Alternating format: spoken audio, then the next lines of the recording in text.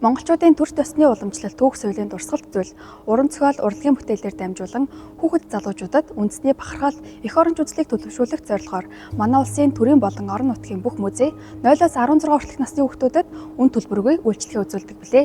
Харин тун удахгүй 3 дугаар сарын эхний 7 хоногт музейн нээлттэй өдрүүд арга хэмжээ орон даяар эхлэх гэж байна.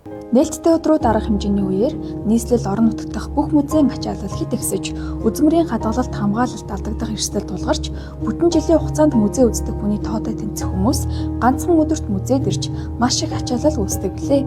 Тиймээс олон хүнтэй үед хүүхдээ музейд дагуулж ирэх нь хүүхдийн эрүүл мэнд аюулгүй байдалд сөрөг нөлөөтэй тул эцэг эхчүүд багш нар үүнийг бодолцож том хүмүүстэй шахацлалтан музей үзэх шаардлагагүй гэдгийг Чингис хаан үндэсний музейн зүгээс зөвлөж байна.